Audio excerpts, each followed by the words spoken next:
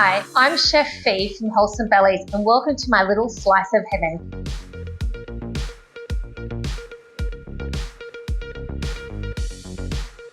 Some basic ingredients, our passata, onion, beautiful fresh basil leaves, extra virgin olive oil and salt. So to get started, generously pour a couple of tablespoons of olive oil, extra virgin please, not the light oil. Once that's heated, I want you to grab your onions. I've already diced them. You can dice them or chop them in large chunks because at the end, we're going to blend this sauce into a beautiful, creamy, smooth pasta sauce. Pop your onions in. And what we want to do is really caramelize them. So we want them to go nice and golden brown to infuse that oil with that flavour. So once you've got that onion starting to caramelize, pop in your basil leaves and just fry them off gently, making sure that those onions continue to brown and caramelize beautifully. So that's braised beautifully. It's nice and golden brown. We're going to pop in our bottle of passata. So pop the whole lot in. So now all that's left to do is to pop in your salt, always about a teaspoon.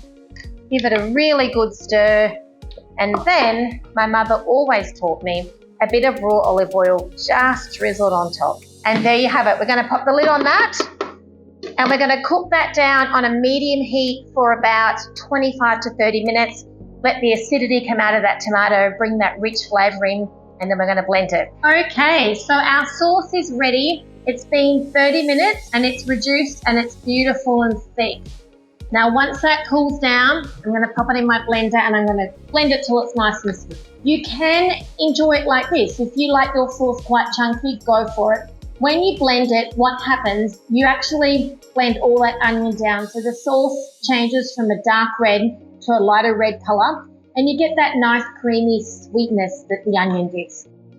Let me just run you through the basic ingredients. Firm tofu, make sure it's firm, not the soft. We've got cashew nuts, raw cashew nuts, not salted, preferably organic. We've got nutritional yeast, every plant-based person's dream. We've got some garlic and some soy milk and some spinach. That's it. So you want to grab some sort of blender, anything will do. And the first thing you're going to do is grab your tofu and just break it up into little pieces. So just so the blender can process it a bit better. Now your cashew nuts, do not soak them. You want some sort of crunch in this ricotta. If you soak them, you're going to get a very smooth, creamy kind of ricotta. I recommend you keep the crunch. So 1 cup of cashew nuts go in. We've got our garlic. So this is just 2 teaspoons of crushed garlic or maybe 2 or 3 cloves. Now you adapt that based on how much garlic. If you're a lover of it, go nuts. Nutritional yeast, this is yellow gold. It gives everything that cheesy flavour and it's available everywhere. Basic supermarkets, you name it. Soy milk, please use a good quality one. Again, with soy products, there's a lot of chat about it not being so great for you. I personally think soy is fine, but I do buy an organic, something made with organic soybeans. I think that's really important. So let's pop our milk in. What have I forgotten? Some salt. Forgot the salt. So we're going to just do a teaspoon of salt, possibly even half. Again, you do you. That's it. We're going to blend that without the spinach first. So we're just going to pop it into the Thermomix. Pardon the noise. Give it a bit of a blend.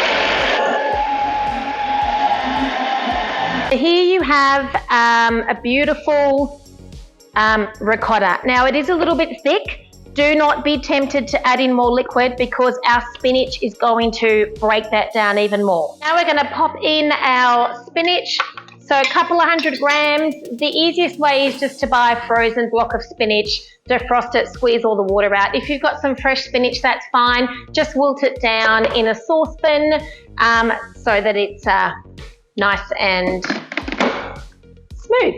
All right, let's give this a good blend. We're going to blend this a bit longer. So there you have it. That's your smooth vegan ricotta. Now, always taste for salt. I highly recommend that. Excuse the fingers. It's just magical. Every single time I make this, It is magical. You can mix this with other things other than spinach. So roasted pumpkin is great. You can saute some delicious mixed Asian mushrooms, blend them up like a mushroom pate, add them to your ricotta, just the ricotta on its own, you name it. It's delicious, it's easy, it's high in protein, and your non-plant-based friends, they're gonna love it too. Okay, so now that we have our ricotta done, our tomato sugo, and we have our cannelloni shells. So these are vegan, they're dry cannelloni. I'm using just the Sanremo brand from your supermarket. If you eat egg, you can use the fresh pasta sheets and you just roll them up a little bit easier. So to get your ricotta in here, you need a piping bag. So a nice big one like this, pull it back, grab some of your ricotta and start to scoop it in your bag. So once you've got your piping bag ready to go, pop some sauce into the bottom of your tray and just spread it out like so, just so you're coating the bottom of that tray so your cannelloni don't stick to the bottom. So you can use a tray like this one, a ceramic or just a baking tray. Now, you're going to grab your piping bag, you're going to pop the cannelloni flat and with two hands, just squeeze out that filling and keep going.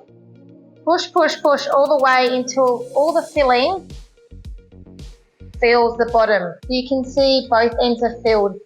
Do not be tempted to tip it upside down because it will fall out. All you need to do is just keep the cannelloni still, keep piping, piping, piping, and as you put more in, it'll fall all the way down to the bottom.